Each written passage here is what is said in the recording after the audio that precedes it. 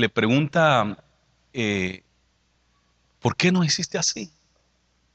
¿Por qué nos has hecho así? ¿Por qué esta angustia? ¿Por qué este dolor? Esto de la angustia de María, porque es María la que dice, ¿por qué nos has dado esta angustia? Me recuerda de las palabras que le había dicho Simeón, hacía unos 12 años atrás, cuando Jesús estaba recién nacido, en el templo.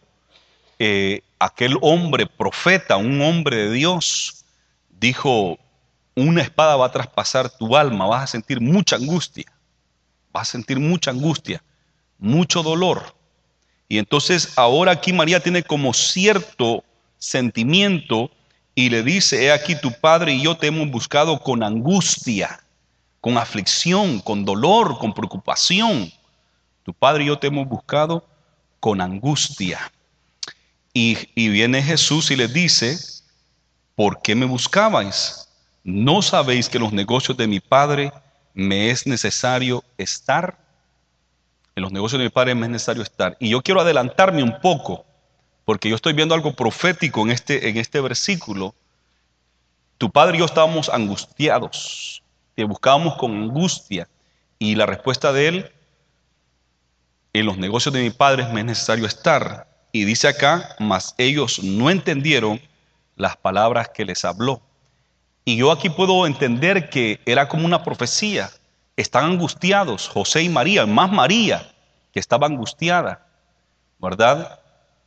Justo lo que le había dicho aquel hombre, una alma te traspasará. Dije acerca de la Pascua, el templo y los 3 días, que habla acerca de la muerte, de la pasión de Cristo en Gólgota. Y aquí era como una referencia a la que Jesús les hacía, ¿por qué me buscan? ¿Por qué cuando Jesús murió esos 3 días María estuvo angustiada?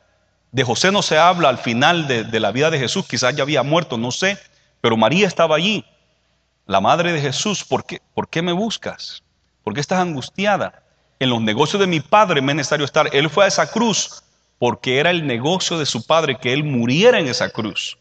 En los negocios de mi padre me es necesario estar. Y sí, iba a tener angustia María porque se le dijo, una espada va a traspasar tu alma, va a ser angustioso. Porque imagínese una mamá ver a su hijo, su primer hijo, morir en la cruz del Calvario, verlo ser torturado, golpeado. Imagínese el dolor que una madre puede sentir, que le maten a su hijo delante de sus propios ojos. Terrible. Y Jesús desde allí la prepara. ¿Por qué me buscan? Si en los negocios de mi padre me es necesario estar. No entendieron ahí en ese momento, pero me imagino que después de la resurrección, María ha de haber entendido, en los negocios de mi padre me es necesario estar. Y va a ser angustioso. Aquí nomás fue una prueba, 3 días de desesperación, que no lo encontraban. Prácticamente para ellos no sabía si ya estaba muerto, si se lo habían robado, qué había pasado. Yo no sé si hacían a los niños tamales allá en aquel tiempo como ahora, que se roban a los niños y los hacen tamales, o por lo menos así me decían a mí para que no me saliera a la calle. Te va a robar a alguien y te va a hacer tamales. Pero ellos no sabían qué había pasado con Jesús. Una angustia, no sabían si estaba vivo. Ellos no sabían si al llegar se iban a encontrar de que lo perdieron para siempre. Si había muerto, si se lo habían robado, no sabían. ¿Por qué hiciste esto?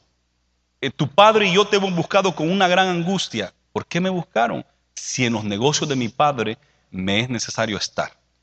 Yo puedo ver allí la cruz, puedo ver el Gólgota, puedo ver la vía dolorosa de Jesús, cómo él iba a morir en la cruz del Calvario y iba a resucitar al 3er día. Al 3er día María va a estar contenta. Es cierto que esa espada le iba a traspasar, como dijo Simeón, el profeta del templo. Es cierto que le iba a traspasar la espada, pero también es cierto que después iba a haber victoria y María, la madre de Jesús, se ha de haber gozado más que todo, se ha de haber gozado de ver a su hijo resucitado, de verlo, las apariciones de él y después ascender al cielo.